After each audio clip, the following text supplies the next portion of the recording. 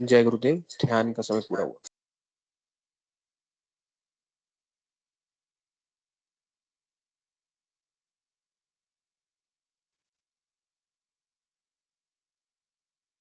सिद्ध योग ध्यान की विधि। आरामदायक स्थिति में बैठ जाएं और कुछ समय के लिए गुरुदेव के चित्र को ध्यान से देखें। अब आंखें बंद कर लें और गुरुदेव श्री रामलाल जी सेया के चित्र को अपने आज्ञा चक्र पर, जहां बिंदी या तिलक लगाते हैं, देखते हुए गुरुदेव से 15 मिनट की अवधि के लिए ध्यान स्थिर करने की प्रार्थना करें। अब गुरुदेव के चित्र को आज्ञा चक्र पर देखते हुए साथ ही संजीवनी मंत्र का मानसिक जाप बिना होंठ और जीभ हिलाए करते हुए ध्यान करें। इस दौरान यदि आपको कोई यौगिक क्रिया हो तो घबराएं नहीं, ना ही उसे रोकने का प्रयास करें। ध्यान की अवधि पूर्ण होते ही यह क्रियाएं स्वतः बंद हो जाएंगी। इस विधि से सुबह शाम हल्के पेट नियमित रूप से केवल 15 मिनट का ध्यान करें और संजीवनी मंत्र का मानसिक जाप हर समय करें। कुछ विशेष ध्यान रखने योग्य बातें। संजीवनी मंत्र का मानसिक जाप अपने दैनिक कार्य करते हुए अधिक से अधिक करें। संजीवनी मंत्र के साथ किसी और मंत्र का जाप नहीं करना है। इस मंत्र को कभी भी लिखकर या बोलकर किसी को नहीं बताना है। तांत्रिकों से नहीं मिले और ना ही उनके दिए हुए डोरे या ताबीज आदि पहने।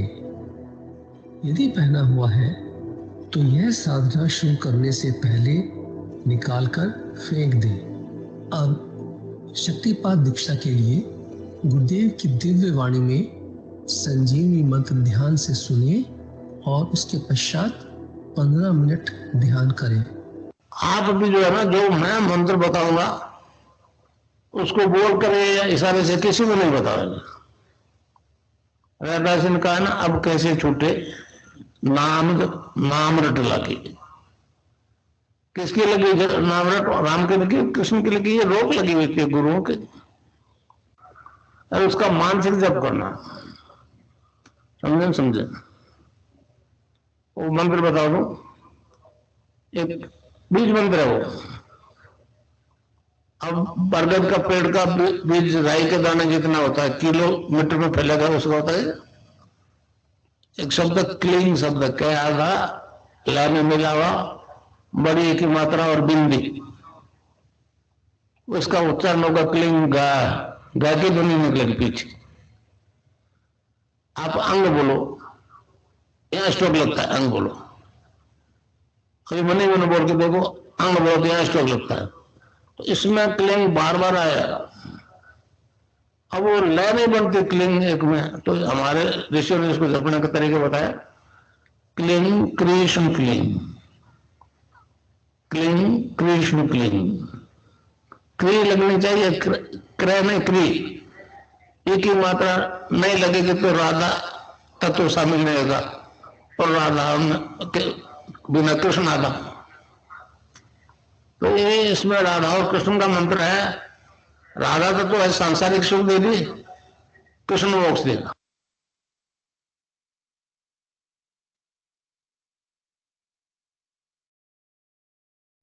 विनोद पुरोहित गुरु भाई का स्वागत। जय गुरुदेव जी। मैं स्क्रीन शेयर कर देता हूँ।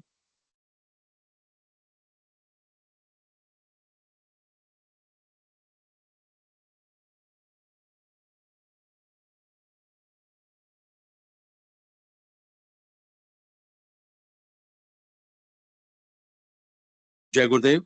गुरु भाई जरा बता दीजिए प्लीज, स्क्रीन शेयर हो गई क्या? जी जी जी जी, मैं शुरू करता हूँ। जय गुरुदेव, जय दादा गुरुदेव, जय गुरुदेव सभी को। पूज्य गुरुदेव की दिव्य लेखनी में से जिस लेख को आज हम पढ़ेंगे उसका शीर्षक है, इस युग का मानव अध्यात्म से विमुख क्यों। 6 फरवरी 1988 को पूज्य गुरुदेव ने यह लेख लिखा था।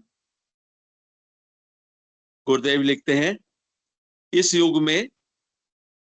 युग में संसार में अध्यात्मवाद की जितनी दुर्गति हो रही है पहले शायद ही कभी हुई है।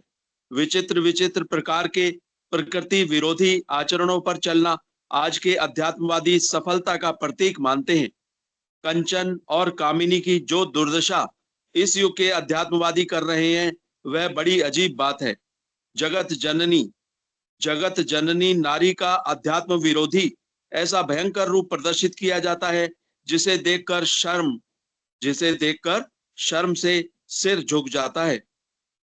अगर नारी न होती तो वे तथाकथित धार्मिक गुरु कहां से पैदा होते। धार्मिक ग्रंथों को तर्क बुद्धि के द्वारा तोड़ मरोड़ कर ऐसे प्रस्तुत किया जाता है कि वे पूर्ण रूप से निर्जीव और विकृत हो जाते हैं। दान, पुण्य, त्याग, तपस्या, पाप आदि की ऐसी परिभाषा की जाती है जिससे अर्थ का अनर्थ हो जाता है। उदाहरण के तौर पर गीता को ही लीजिए, इस पर अनेक लोगों ने टीकाएं लिखी हैं। महर्षि अरविंद जैसे चंद अध्यात्मवादियों को छोड़कर सभी ने गीता द्वारा त्याग, तपस्या, दान, पुण्य आदि की शिक्षा खींच तान कर दिलवाने का प्रयत्न किया है। गीता एक ऐसा ग्रंथ है जो जीवन के हर पहलू पर प्रकाश डालता है। जिस पक्ष का विवेचन किया गया है उसकी पूर्ण गहराई तक पहुंचा है। इन बातों को तोड़ मरोड़ कर आध्यात्मिक व्यवसायियों के दिशा निर्देश पर मनमाने ढंग से गीता की व्याख्या करके सीधे साधे लोगों को भ्रमित करने का सुनियोजित ढंग से प्रयास किया है। गीता जैसे ग्रंथ का भी दुरुपयोग करने में ये तथाकथित अध्यात्मवादी नहीं चूके। गीता रूपी ग्रंथ का मंदिर बनने के बाद जब उसमें मूर्ति स्थापित हो चुकी तो अर्जुन ने जो कार्य किया गीता का सही अर्थ वही था। अर्जुन ने जो कुछ किया उसमें त्याग, तपस्या, दान, पुण्य, पाप आदि जो उपदेश आधुनिक अध्यात्मवादी गीता से दिलवाते हैं, इससे कौन सी झलक मिलती है। अर्जुन ने तो यही कहा कि धर्म के बारे में जो भ्रांतियां मुझ में थीं वे सभी मिट चुकी हैं, अब मैं निर्भय होकर युद्ध करूंगा। इसी प्रकार सुनियोजित ढंग से सभी धार्मिक ग्रंथों का गलत अर्थ निकालकर आज के आध्यात्मिक व्यवसायी और गुरु भोली भाली जनता का धर्म की आड़ में शोषण कर रहे हैं। कंचन और कामिनी को पापों की जड़ बताकर स्वयं चोरी छिपे उसका अंधाधुंध दुरुपयोग कर रहे हैं। अध्यात्मवादियों की इन गलत हरकतों के कारण आज के समाज में धर्म विरोधी लोगों की बाढ़ आ गई है। आधुनिक गुरुओं ने धर्म का संबंध पेट से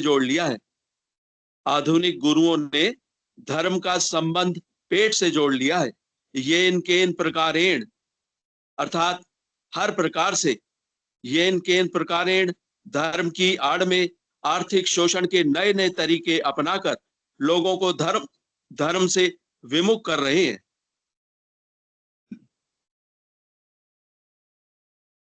ये इनके इन प्रकारेण धर्म की आड़ में आर्थिक शोषण के नए नए तरीके अपनाकर लोगों को धर्म से विमुख कर रहे हैं। संसार भर के सभी धर्मों से लोगों की आस्था खत्म हुई है, उसमें मुख्य हाथ इन्हीं धर्म गुरुओं का है। आज संसार भर के सभी धर्मों से लोगों की आस्था जो खत्म हुई है उसमें मुख्य हाथ इन्हीं धर्म गुरुओं का है। काल चक्र अबाध गति से चल रहा है। इसी के अनुसार संसार की हर वस्तु गतिशील है, परंतु आज के अध्यात्मवादी यथास्थिति बनाए रखना चाहते हैं। काल चक्र अपनी गति में कोई भी रुकावट बर्दाश्त नहीं करता। इसकी गति में रुकावट डालने वाला आज तक कोई नहीं बचा है, फिर इन नकली लोगों की क्या औकात है।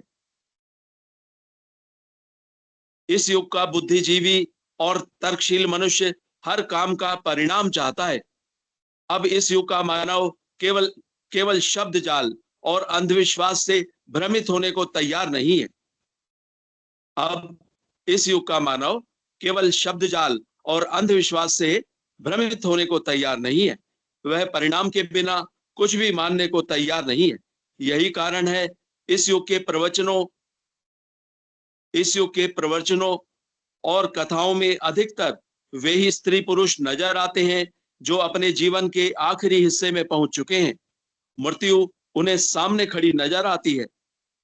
ऐसी स्थिति में जीवन में जो बुरे काम किए वे सजीव होकर सामने प्रकट दिखाई देते हैं।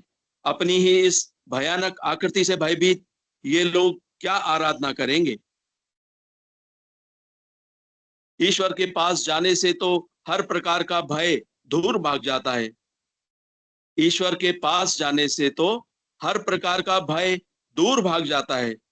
अतः ये सभी स्त्री पुरुष अपने पाप रूपी राक्षसों से भयभीत होकर इन तथाकथित आध्यात्मिक गुरुओं की आड़ लेकर बचने के लिए उनके पास जाते हैं। ये चतुर धर्म गुरु भी इस स्थिति को अच्छी प्रकार समझते हैं। ये चतुर धर्म गुरु भी इस स्थिति को अच्छी प्रकार समझते हैं। उनकी कमजोरी का लाभ उठाकर वे उनका बहुत अच्छा शोषण करते हैं। इस युग में संसार भर के धर्म गुरुओं की मात्र यही खुराक बची है। ये इस स्थिति का भरपूर लाभ उठा रहे हैं। परंतु इस युग का युवा इन गुरुओं की यह चाल अधिक दिन अब नहीं चलने देगा। ऐसी स्थिति में अध्यात्म जगत में जो स्थान रिक्त होगा उसकी पूर्ति के लिए कोई ऐसी शक्ति अवश्य प्रकट होगी जो इस खाली स्थान की पूर्ति करेगी।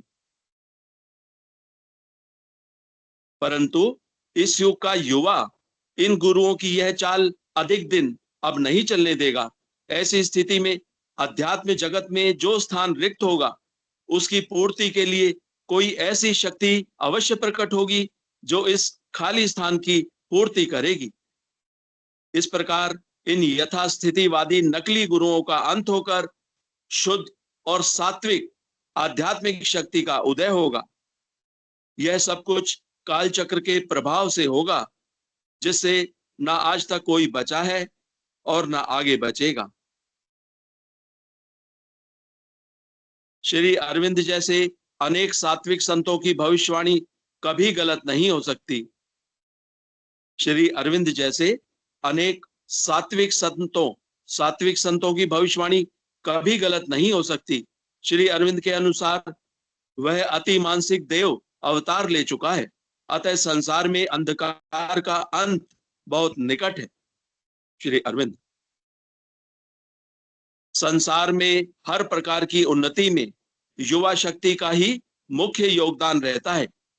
हर ज्ञान की शिक्षा का समय किशोर और युवा अवस्था होता है।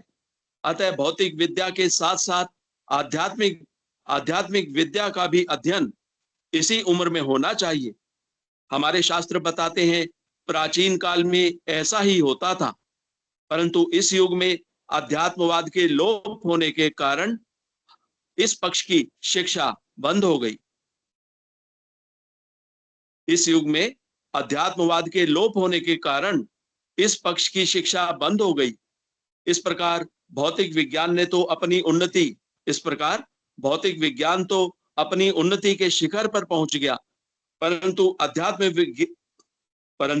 अध्यात्म विज्ञान के गुरुओं के क्रमिक ह्रास के कारण उसका लोप हो गया।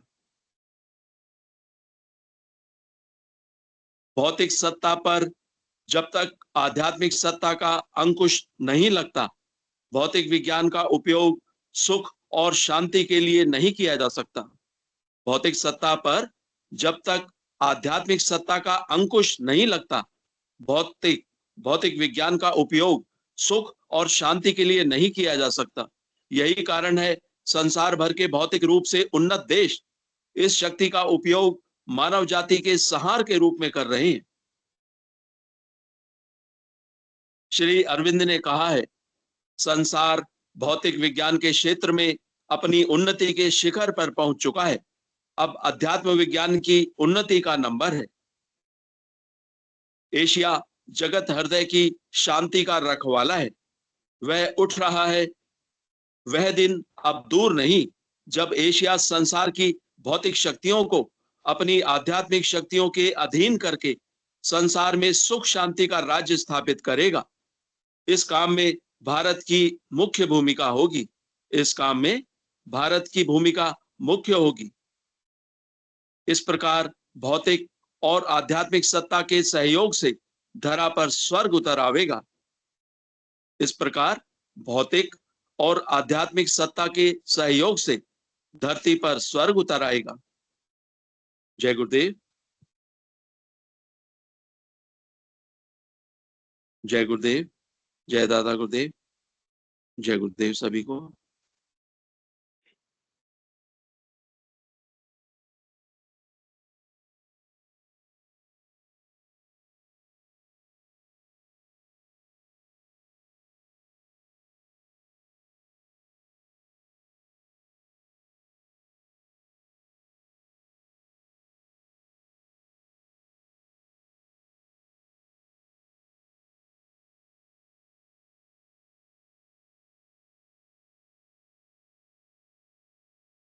जय गुरुदेव।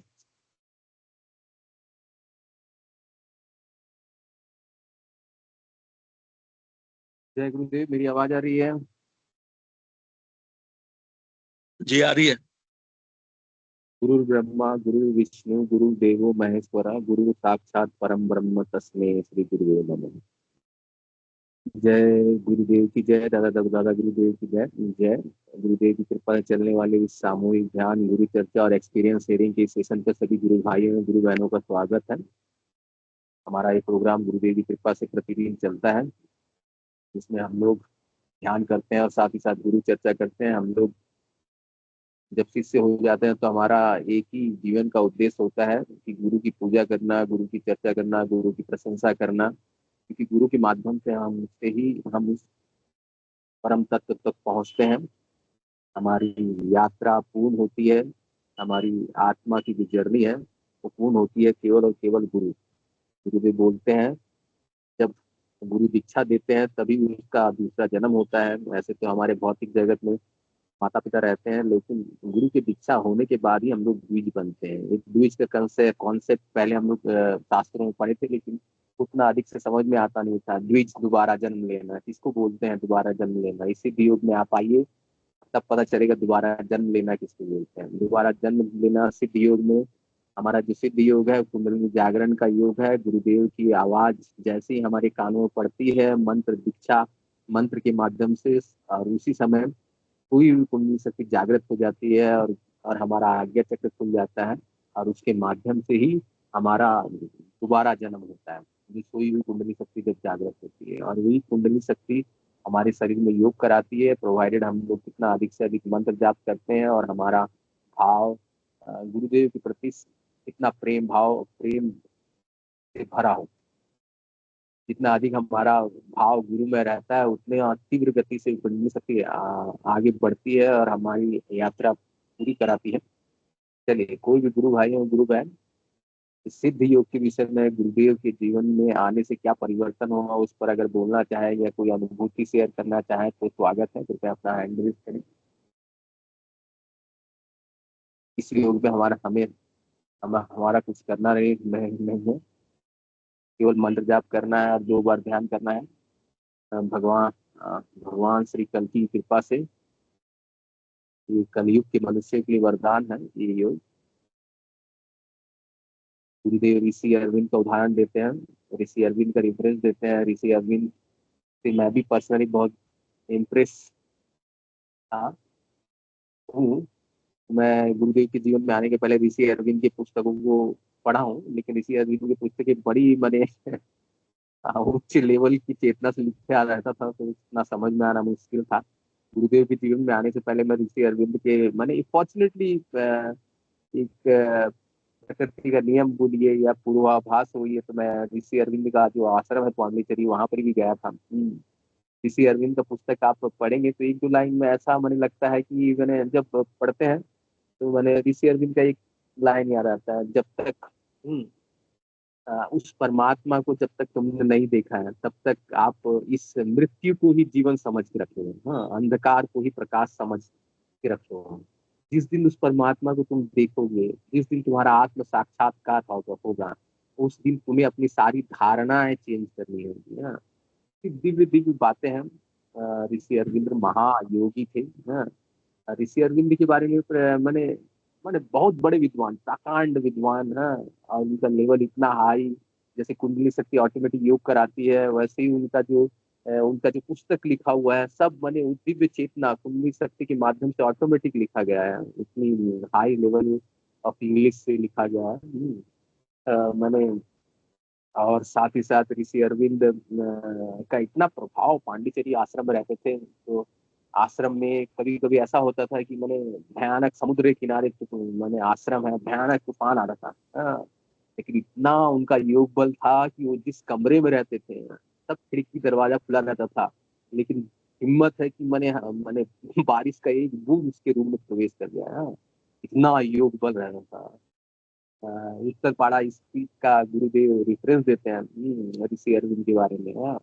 उसमें बोलते हैं, ठीक है, ऋषि अरविंद को जेल, मैंने अलीपुर बम केस में उनको जेल में लेके गया, जेल जेल हो गया था तो जेल में भगवान उनको दर्शन देते हैं और उनको बताते हैं कि तुम्हारा काम ये नहीं है। देश की आजादी के लिए लड़ना काम नहीं, तुमको दूसरे काम के लिए यहाँ लाया गया। और उसी जेल में भगवान श्री कृष्ण उनको साक्षात्कार देते हैं और उनको बताते हैं कि मैं तुमको उसके लिए तैयार कर रहा हूँ, इस देश का उत्थान तुमको करना है।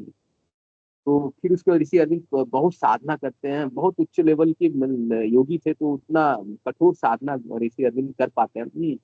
तो उसको साधना करने के बाद ऋषि अरविंद को रियलाइज होता है कि मैंने ये साधना संपूर्ण, मैंने साधारण मनुष्य नहीं कर पाएगा, इतना कठोर साधना ये साधारण मनुष्य नहीं कर पाएगा। इसलिए भगवान से वो प्रार्थना करते हैं। तो भगवान से प्रार्थना होने के बाद करने के बाद ऋषि अरविंद की प्रार्थना के फलस्वरूप वो दिव्य शक्ति, वो आकाश तत्व इस पृथ्वी पर उतरती है हमारे श्री कल्कि अवतार भगवान श्री रामलाल जी के रूप में।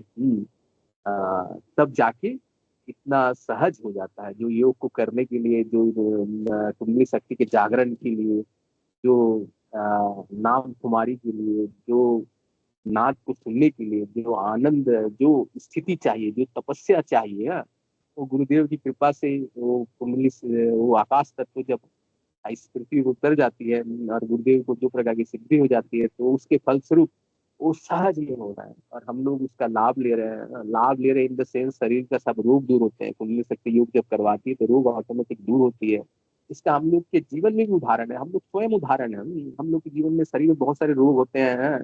तो मैंने छोटे रोग जैसे कुछ हो गया तो ऑटोमेटिक उस जगह में योगिक क्रियाएं होती है, योगिक क्रिया होकर ठीक होती है। इसको हम लोग मैंने किसी से पूछने के लिए, किसी इस सत्य के लिए किसी से हम लोग को पूछना नहीं है, देखना नहीं, हम लोग खुद इसके उदाहरण है गुरुदेव की कृपा से। अदरवाइज इसको वैसे तो बहुत दूर दूर दूर तक हम लोग की धारणा में भी नहीं था कि हम लोग के भीतर में ऐसा कुछ है और ऐसा कुछ होकर रोग ठीक होते हैं। कोई कुछ दिन पहले मेरा तबीयत खराब हो गया था, 2 दिन 3 दिन तक तबीयत खराब था। अब गुरुदेव मैंने 2 दिन 3 दिन तक रात को नींद नहीं, बुखार चढ़ा हुआ है लेकिन दवा नहीं खाना है। खाए 2 3 दिन तक आराम, मैंने तब तकलीफ था। फिर उसके बाद वही गुरुदेव, हम दवा नहीं खाएंगे, आप मंत्र जाप कर रहे हैं, मंत्र जाप उतना हो भी नहीं पाता है, बस गुरुदेव के भरोसे बैठे हुए हैं। तीसरे दिन के बाद चौथे दिन ऑटोमेटिक ठीक हो जाते हैं। ठीक हो गए हैं गुरुदेव जी के पास से। नहीं तो पहले डॉक्टर के पास जाओ, इतना एंटी, डॉक्टर के पास जाने के बाद ही एंटीबायोटिक लेना है, टेम्परेचर बार बार चेक करना है, 102 हुआ है कि 103 हुआ है। अभी टेम्परेचर भी चेक करना नहीं है। समझ में आ रहा है कि बुखार बड़ा गहरा है, ठीक है, बड़ा भारी बुखार है, रात को 2 3 दिन से नींद नहीं है। और खाना का एक बूंद भीतर में नहीं जा रहा है। लेकिन इतना प्रभाव है उस कुंडली शक्ति का योग के, 2 3 दिन अगर मैं नहीं खाया हूँ तो ऑटोमेटिक गैस हो जाना चाहिए, वॉमिटिंग हो जाना चाहिए, लेकिन इतना प्रभाव है, कोई भी इम्पैक्ट नहीं, ठीक है।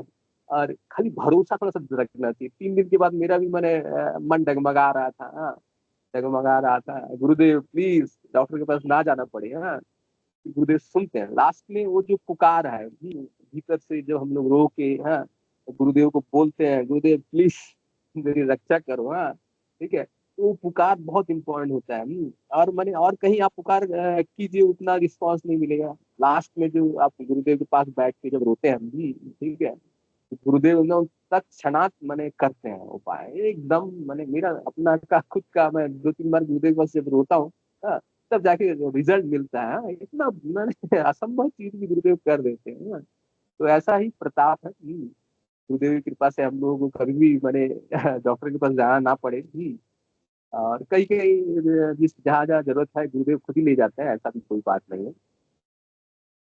हाँ, और साथ ही साथ भविष्य की बातें दिखाई देना, माने सत्य हो जाना, घटना, माने भविष्य देखना कल्पना के बाहर है, ठीक है।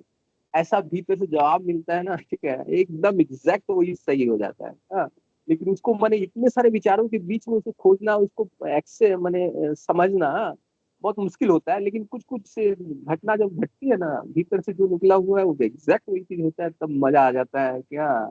तब समझ में आता है कि वो भीतर वाली शक्ति जो है सब कुछ जानता है, जानती है, भविष्य जानती है, भविष्य देख कर वो बता सकती है। इतना प्रताप है ना हमारे भीतर में बैठा हुआ दिव्य शक्ति।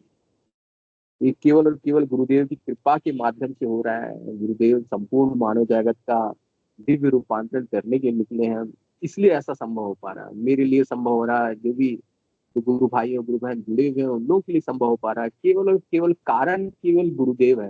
अब गुरुदेव से मुख से निकली हुई जो पुण्य शक्ति का जो जागरण के लिए जो मंत्र है, संजीवनी मंत्र, वही मेन कारण है। संजीवनी मंत्र अगर ऐसे हम लोग सुन ले तो शायद उसका इम्पैक्ट पड़ेगा ही नहीं, किसी भी हालत से नहीं पड़ेगा। जब तक हम लोग उस परमात्मा के मुख से जब तक नहीं सुनेंगे, तब तक उसका इम्पैक्ट नहीं पड़ेगा। गुरुदेव एकदम क्लियरली बोलते हैं कि मेरा ध्यान मेरा करना पड़ेगा, ठीक है। यहाँ पर आगे चक्र में गुरुदेव का ही ध्यान करना पड़ेगा। जब गुरुदेव मैंने अवतार से साक्षात्कार जब हो जाता है, तब जाकर और दोबारा जन्म नहीं होता। ये भी गुरुदेव एकदम स्पष्ट क्लियरली बोल देते हैं कि ये आखिरी दीक्षा है। इसके बाद और कोई मैंने नया जन्म लेना नहीं पड़ेगा। एकदम क्लियर कट है। कुंडली शक्ति जागृत होकर योग कराएगी और आपको उच्च लेवल में ले जाएगी, अगम लोक तक लेके जाएगी। इसी जीवन में मुक्ति का मार्ग हम लोग को ले जाएगी, और फिर उसके बाद इस संसारिक झंझटों में दोबारा आना नहीं पड़ेगा। और हम लोग हर समय हर पल परमानंद, हम लोगों का मन जो रहता है हर समय ये चीज मिल जाने के बाद वो चीज मिल जाना चाहिए, ऐसा ऐसा करके हम लोगों का मन किसी चीज में स्थिर नहीं रहता है। किस लिए नहीं रह पाता है स्थिर किसी चीज में?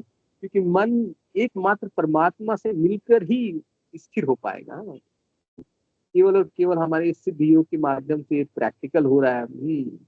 और प्रैक्टिकल हो रहा है, और जब नाम तुम्हारी चढ़ता है, नाम का आनंद पड़ता है, तब हम लोग को पता चलता है कि संसार में जो आनंद है, हम लोग सुख खोजते हैं, वो केवल सुख है। एक्चुअल आनंद भीतर में है, जो नाम के फलस्वरूप निकलता है।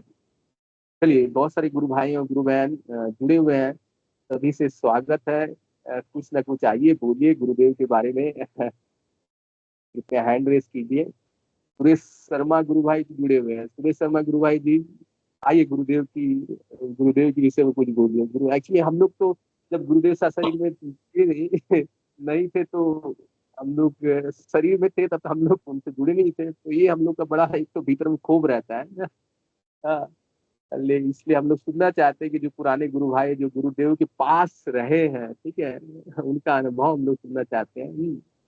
तो विनोद पुरोहित गुरु भाई ने हैंडल्स किया, उनको बुला लेते हैं।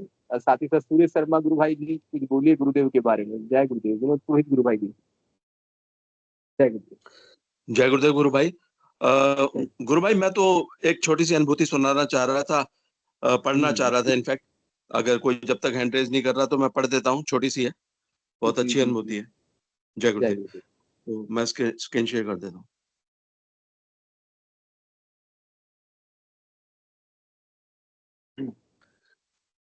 जय गुरुदेव, जय दादा गुरुदेव, जय गुरुदेव सभी को।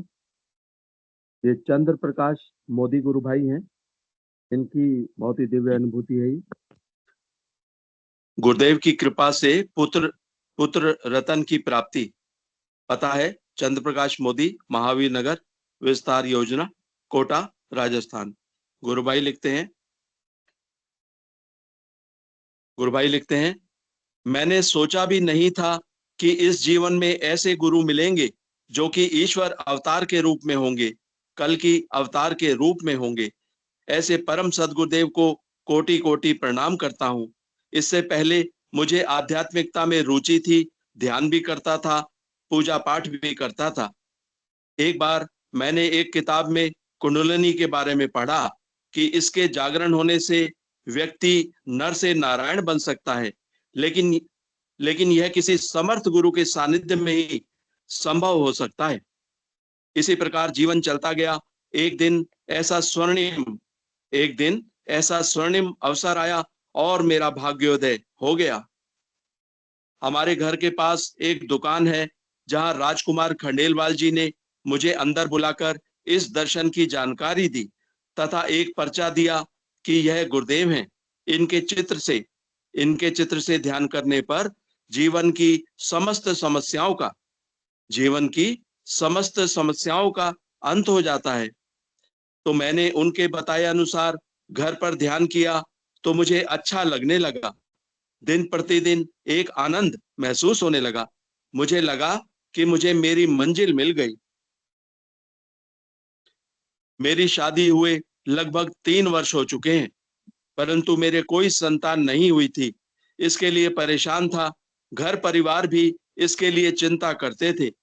डॉक्टर को दिखाया, पंडित से पूछा डॉक्टर को दिखाया, पंडितों से पूछा, सभी तरह के कार्य किए, जो जिसने जैसा बताया वैसा ही किया, परंतु परिणाम नहीं मिला। मैंने दिनांक 31 दिसंबर 2009 को जोधपुर आश्रम में दीक्षा ली और वही प्रार्थना की, हे गुरुदेव, मेरे कोई संतान नहीं है। अगर मेरे संतान प्राप्ति हो गई तो मेरी आस्था एवं परिवार की आस्था और अधिक हो जाएगी। उसी के बाद से ही गुरुदेव की कृपा प्रारंभ होने लगी। जैसा कि गुरुदेव अपनी स्पीच में कहते हैं ना, झुककर प्रार्थना करो, प्रार्थना का बहुत असर होता है। और गुरुदेव कहते हैं रोने गिड़गिड़ाने की कुछ करने की जरूरत नहीं है, कोई धूप बत्ती अगरबत्ती करने की जरूरत नहीं है, सिर्फ प्रार्थना करो, मंत्र जाप करो, ध्यान करो। तो गुरुदेव से प्रार्थना करी।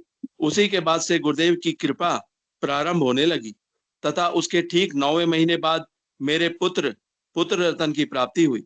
सारा परिवार खुशी से झूम उठा। अपार श्रद्धा प्रकट हो गई। अभी मैं नियमित ध्यान करता हूँ, यौगिक क्रियाएं होती हैं। अब मैं इस दर्शन के बारे में सभी को बताता हूँ। मेरी पत्नी पहले गुरुदेव के बारे में इतना नहीं समझती थी। मैं उससे ध्यान के लिए कहता था, परंतु उसको किसी गुरु पर विश्वास नहीं होता था। परंतु संतान प्राप्ति के पश्चात वह पूर्ण समर्पित हो गई है। उसने बताया कि जब बच्चा हुआ था उस वक्त अस्पताल में चारपाई पर स्वयं गुरुदेव आशीर्वाद देते हुए नजर आए। उससे पत्नी को बहुत अच्छा लगा। श्रद्धा उमड़ गई कि ऐसे प्यारे गुरुदेव हर समय सबका ध्यान रखते हैं, सब शिष्यों का ध्यान रखते हैं। इसलिए यह बात पूर्ण सत्य साबित हो रही है कि गुरुदेव की कृपा से कोई कार्य असाध्य नहीं है। गुरुदेव की कृपा से कोई भी कार्य असाध्य नहीं है। समस्त प्रकार के कष्टों से पूर्ण मुक्ति मिल रही है। ऐसे परम दयालु सद्गुरुदेव को बारंबार नमन करता हूं। तो यह थी दिव्य अनुभूति चंद्र प्रकाश मोदी गुरु भाई की। जय गुरुदेव, जय दादा गुरुदेव, जय गुरुदेव सभी को।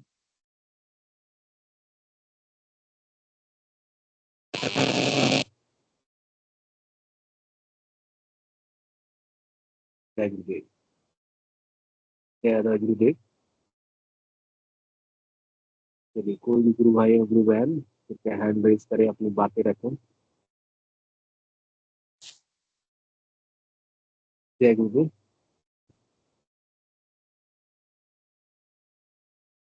सुरेश शर्मा गुरु भाई का स्वागत है। गुरु भाई, आप बताइए, गुरुदेव जो आपके घर में आए थे वो सब, और गुरुदेव ने आपको कैसे जोड़ा, इसके बारे में फिर से बताइए, सुनने में बहुत अच्छा लगता है। जय गुरुदेव। जय गुरुदेव भाई साहब, जय गुरुदेव। जय सभी गुरु भाई बहनों को जय गुरुदेव। अब आपने पुकारा है तो सोचना पड़ रहा है कहाँ से शुरू करें। यस गुरु गुरुदेव भाई। बताया करते थे, अभी भी बताते हैं वीडियो वगैरह में, ईश्वर के 5 कर रहे हैं: सृष्टि, स्थिति, लय, तिरोधान, अनुग्रह। फिर गुरुदेव ने एक जगह और बोला है कि ईश्वर की कृपा होती है तभी गुरु मिलता है, मतलब गुरु स्वयं बुलाते हैं और तभी दीक्षा मिलती है। अभी आप बता रहे थे कि ये आखिरी दीक्षा है, गुरुदेव से पूछा, गुरुदेव मोक्ष क्या है? तो गुरुदेव ने कहा भाई ये जन्मना मरना का ये क्रम है, ये समाप्त हो जाए और ये तुम्हारी आखिरी दीक्षा है, मतलब तुम्हारी या सबकी, मेरी।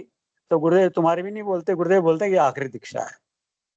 तो अपने को, अब गुरु भाइयों को ये अनुभव नहीं होता कि गुरुदेव सहज में कितनी बड़ी कृपा कर गए। गुरुदेव ने एक जगह और बोला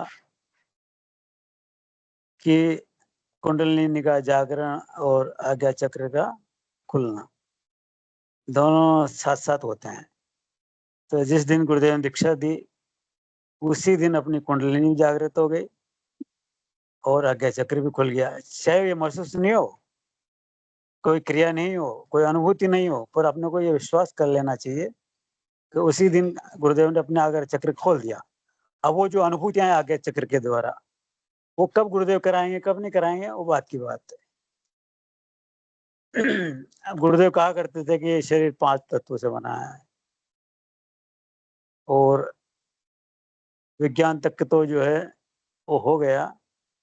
गुरुदेव ने ये भी कहा है कि आकाश तत्व का प्रति तत्व मिलन ही मोक्ष है। तो विज्ञान तक तो वो बता रहे थे, गुरुदेव बताते हैं कि चेतन हो गया और आनंद चित्त और सत्य। तो गुरुदेव ने जिस दिन अपने को दीक्षा दी ना, तो उसी दिन आनंद तत्व चेतन हो गया दरअसल अपना, आज्ञा चक्र खुल गया ना उस दिन। तो जी। अपन समझ नहीं पा रहे, गुरुदेव ने बहुत गूढ़ बातें कही हैं कि कुंडलिनी का जागरण और आज्ञा चक्र का खुलना। तो आज्ञा चक्र पे आनंद तत्व है, तो अपना तो आनंद उसी दिन चेतन हो गया। तो बहुत सारी बातें हैं गुरुदेव की। एक बार मेरे को, हाँ, मेरे जो है यहाँ घर पे 2 स्थान है, 2 अलमारियां मान लो, एक संगमरमर की बनी हुई है। तो एक तो अपना गुरुदेव का स्थान है, एक हमारी जो है मेरी धर्म पत्नी दीक्षित तो है, पर वो कभी कहते हैं कि भाई ध्यान किया कर, तो कभी कभी कर लेती है, फिर उसके देवी देवता अलग है। तो उसने जो है एक हनुमान जी की तस्वीर रख रखी है, राधे कृष्ण की तस्वीर, गणेश जी रख रखे हैं। तो मैं लेट हो गया था उस दिन ध्यान करने में, तो उसका भी पूजा का टाइम सर, मैं ध्यान करने के लिए जैसे ही दीपक लगाने या अगरबत्ती लगाने आया, तो मेरे को वो बाल मुकुंद जी रखते हुए नजर आई। तो मैंने उसको कहा, मैंने कहा यार तू क्या है ये, ऐसे बोला मैंने कि क्या अड़कस बड़कस रखती है तू यहाँ रोज के रोज ही है। तो उसने मेरी तरफ देखा, मैंने हटाया इनको यहाँ से। तो वो मेरी तरफ देख के बोली भाई थोड़ा सा कि ये कल हटा लूंगी क्या मैं? अच्छा, मैंने हटा देना।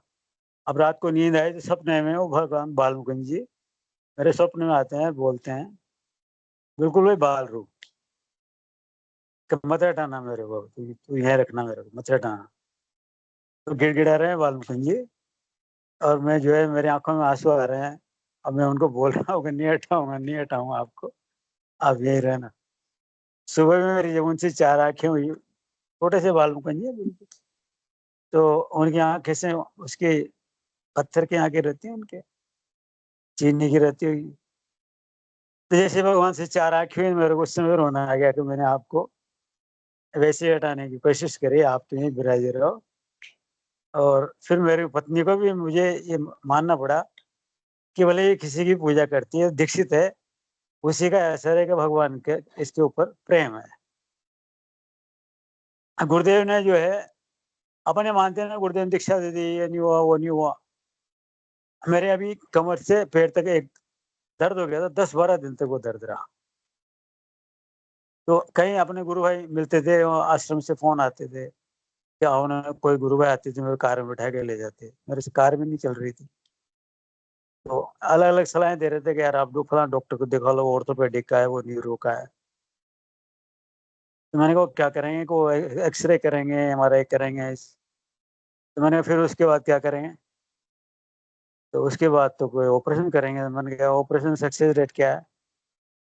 मैंने कहा मैं तो कहीं भी नहीं जाऊँ किसी भी डॉक्टर के पास, कम से मेरे पास 8-10 गुरु भाई ने सलाह दी होगी। अब गुरुदेव को मैंने निवेदन कर दिया, गुरुदेव मैं कहीं नहीं जाऊँगा, मुझे पता है कि वो दर्द की गोली देंगे और एक वो ट्यूब देंगे। ऑपरेशन मेरे को कराना नहीं है। तो अपने आप एक दिन जो है, जैसे दृढ़ निश्चय किया ना, दूसरे दिन शुक्रवार की बात थी, शनिवार को जैसे मैं उठा, यहाँ से बाथरूम तक नहीं जाया जाए तो मेरे को 20 फीट बाथरूम में दूरी पर, तो वो ठीक हो गया। मैंने कहा गजब हो गया। तो गुरुदेव तो जो है ऑर्थोपेडिक न्यूरो डॉक्टर है। कभी विश्वास नहीं होता कि गुरुदेव अपने को, अच्छा हमें अब बाद में अब महसूस होने लगा तो गुरुदेव हमको हमेशा देखते हैं। ये ध्यान में बैठने के बाद ध्यान नहीं लग रहा, आंख बंद किए हुए हैं, चिंतन चल रहा है, तो उसमें ये महसूस हो रहा है गुरुदेव आप हमको देखते हैं। तो जिस दिन हमें ये विचार आया कि गुरुदेव आप हमें देखते हैं, तो उस दिन से जो भी मतलब संसार की अवांछित कार्य क्रियाएं हैं, उन पे रोक लगने लग गई कि गुरुदेव हमको देख रहे हैं, ये काम अपने को नहीं करना, ये काम अपने को नहीं करना। हाँ, गुरुदेव हमको देखने लग गया। पुलिस देख रहे हैं, पर जिस दिन ये विचार पक्का हो ना, चिंतन ही हुआ था, ध्यान में भी नहीं आया, पर जैसे ही विचार पक्का हुआ गुरुदेव तो हमको देखते हैं, अपने को तो ये नहीं करना, अपने को ये नहीं करना, गुरुदेव देखते हैं। तो फिर जब हम बैठते हैं तो अब ये आने लग गया गुरुदेव साक्षात परब्रह्म।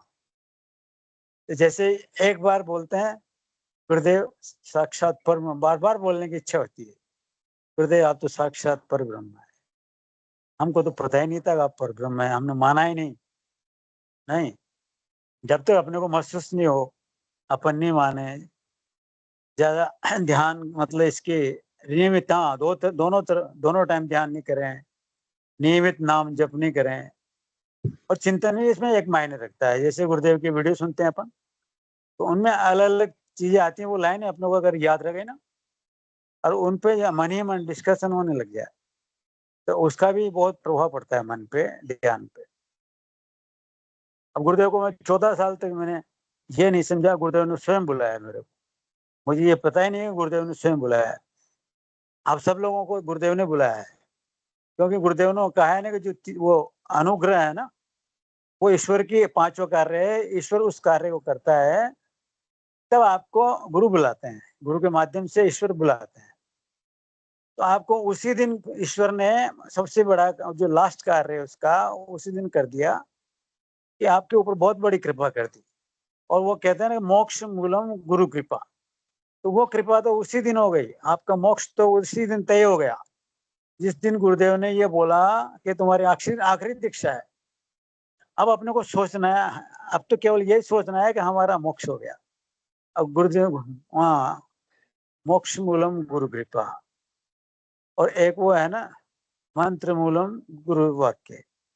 तो गुरुदेव ने क्या बोला है, परब्रह्म परमात्मा ने नाम जप करो, नाम जप करो। गुरुदेव साक्षात परब्रह्म अगर मानते हैं अपन, तो उनकी ये बात भी अपने को गंभीरता से लेना चाहिए कि खूब नाम जप करो, खूब नाम जप करो। अब 14 साल बाद में गुरुदेव के पास जाते रहते हम, गुरु पूर्णिमा पे गए, कोटा के लोग बस खराब होने की वजह से वहां रुक गए थे, तो सब लोग प्रश्न कर रहे थे, गुरुदेव नीचे आ गए थे कृपा करके, तो सब प्रश्न कर रहे थे। मैंने भी हिम्मत, गुरुदेव को से मेरे को बहुत झिझक होती थी, बहुत डर लगता था मेरे को गुरुदेव से। यद्यपि गुरुदेव ये कृपा थी, वो जब भी कोटा आते थे बाद के दिनों में, बाद के सालों में, तो वो बुला लेते थे, भाई बुलाओ उसको, और चरण सेवा का अवसर दिया करते थे। परंतु मतलब पौन घंटे 1 घंटे के पीरियड में वो जो सेवा चलती थी, उस पीरियड में मेरी हिम्मत नहीं होती थी गुरुदेव से कुछ बोलने की, और गुरुदेव कुछ बोला करते थे, मैं हाँ हूँ किया करता था। मेरा ध्यान केवल ये रहता था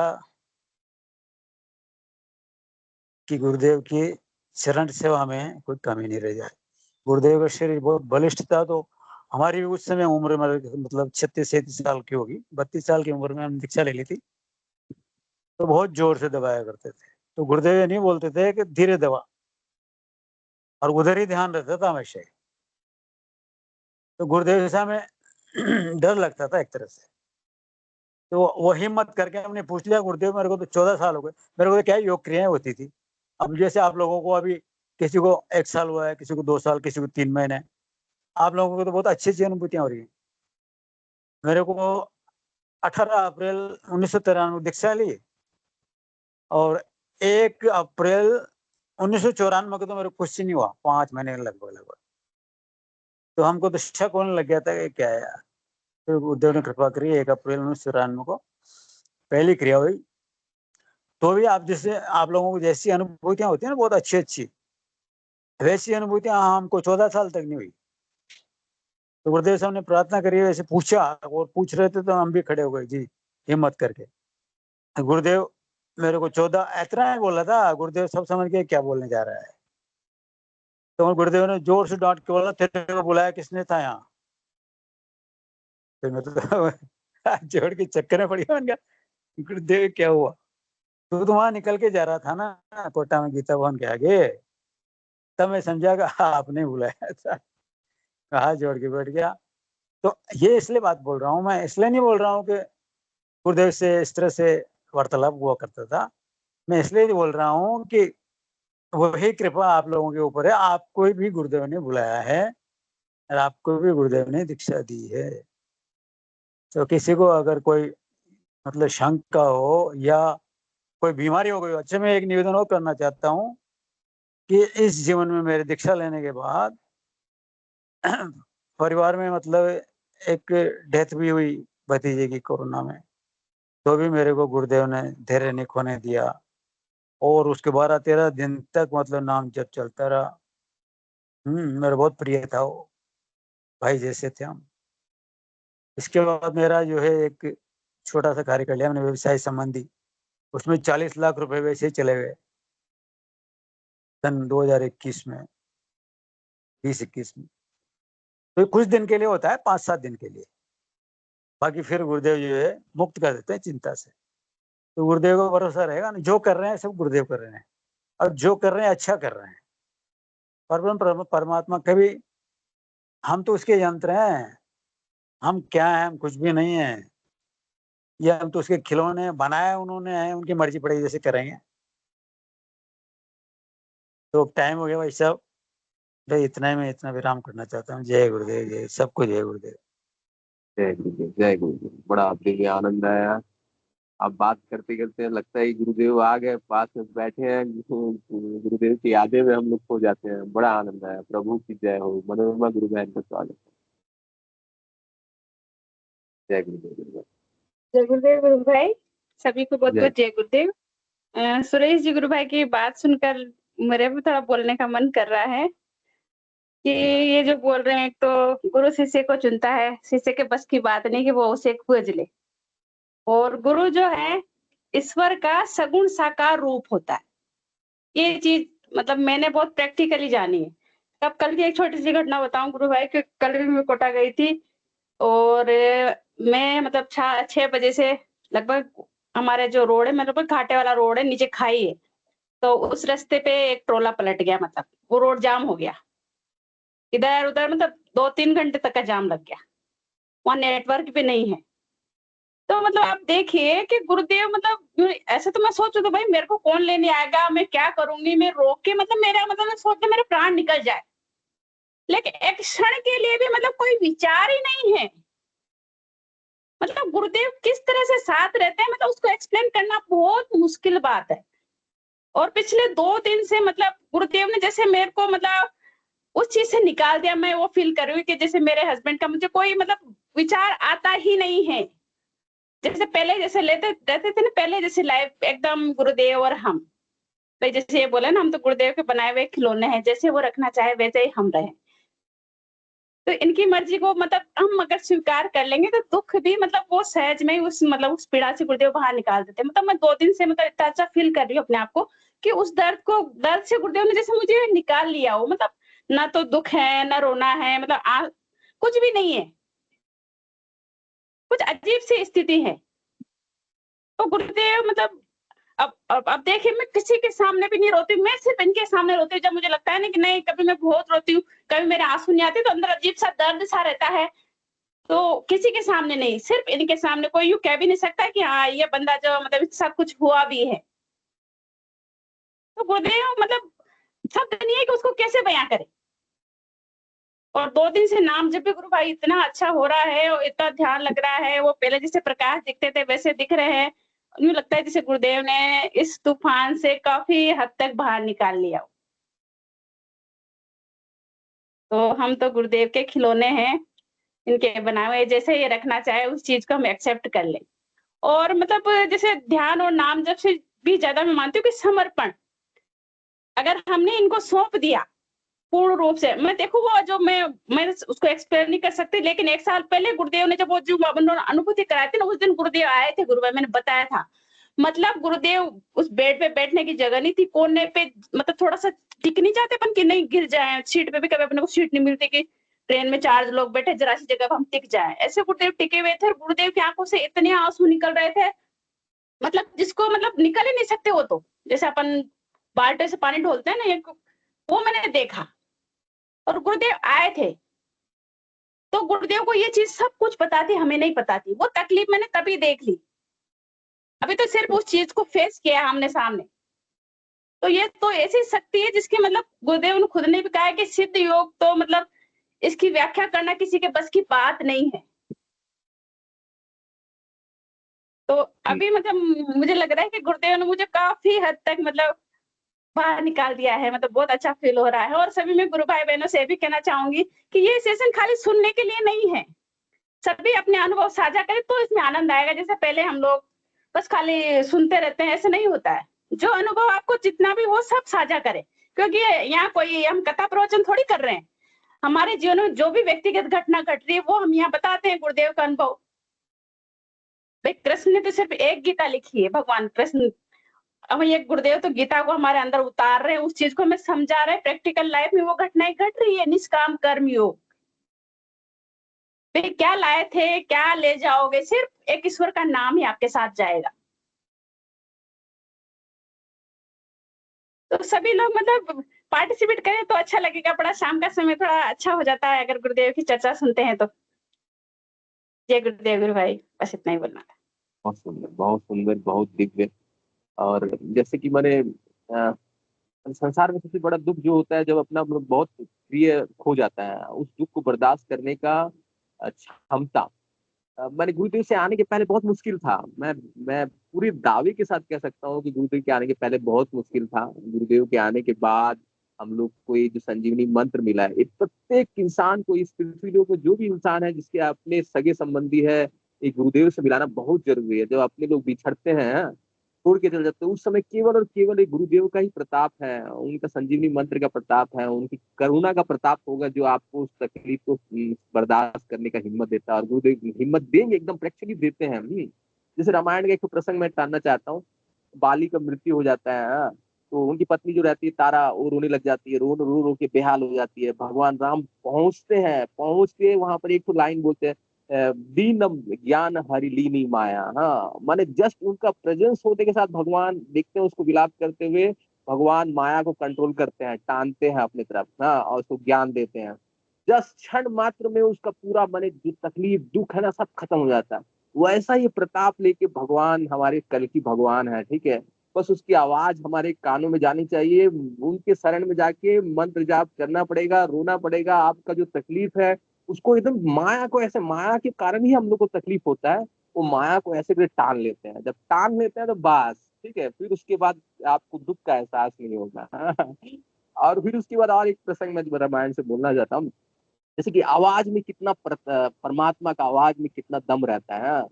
रामायण में एक प्रसंग आता है मनु शत्रुपा का, ठीक है। बहुत साल तक तपस्या करते हैं, कई हजारों साल तक तपस्या करते हैं। हम तपस्या करने के बाद, हाँ, पूरा शरीर अस्थिमय हो जाता है, माने माने जर्जर हो जाता है, हाँ?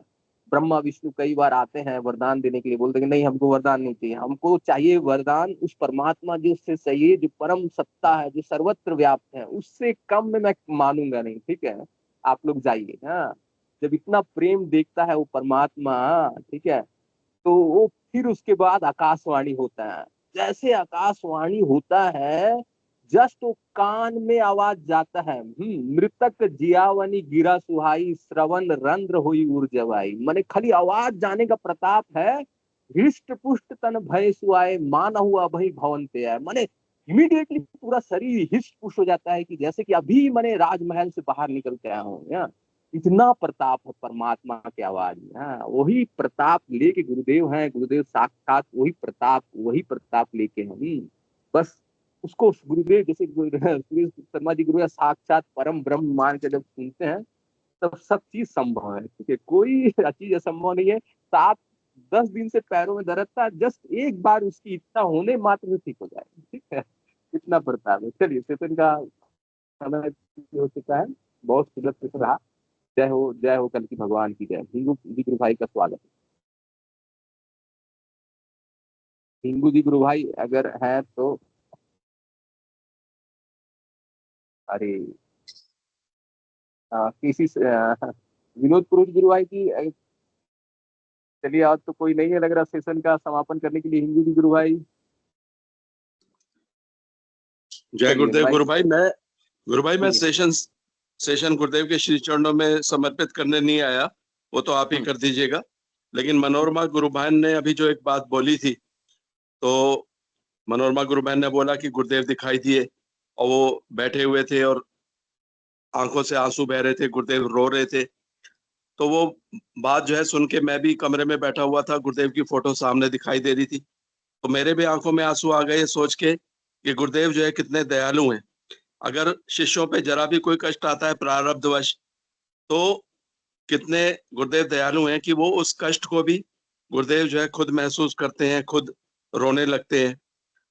अब ये एक जो है मैं ठीक से जानता नहीं, समझता नहीं कि ये क्या व्यवस्था है ईश्वर की बनाई हुई कि कुछ प्रारब्ध तो हमें काटने ही पड़ते हैं और बहुत सारे प्रारब्ध जो है वो गुरुदेव की कृपा से कट जाते हैं। लेकिन जो प्रारब्ध हमको काटने भी पड़ते हैं उसके लिए भी गुरुदेव खुद रोने लगते हैं, खुद जो है उस दुख को महसूस करते हैं। तो ये जो गुरु बहन ने बताया, तो उस वक्त मेरे भी आंखों में आंसू आ गए कि देखिए गुरुदेव कितने कितने दयालु हैं, अपने शिष्यों के कष्टों को देखकर कितने द्रवित हो जाते हैं। तो वास्तव में ये कल की अवतार हैं, कल की भगवान है और हम बहुत भाग्यशाली हैं। और एक लाइन और आखिर में वो जो बात बोली सुरेश शर्मा गुरु भाई ने बहुत अच्छी लगी कि गुरुदेव, उन्होंने कहा कि गुरुदेव ने हम सबको जो है खुद बुलाया है, तो किसी के मन में ये संशय नहीं रहना चाहिए। तो वो सुरेश गुरु भाई ने जो बोला और वो जो बताया कि एक आदमी तो वहां से निकल के जा रहा था, तो गुरुदेव ने उसको आवाज लगा के बुलाया था। तो सुरेश भाई ने बोला कि हम सबको जो है गुरुदेव ने खुद बुलाया है, खुद अपनी शरण में लिया है और खुद जो है हमको दीक्षा दी है। किसी को इस बारे में संशय नहीं होना चाहिए।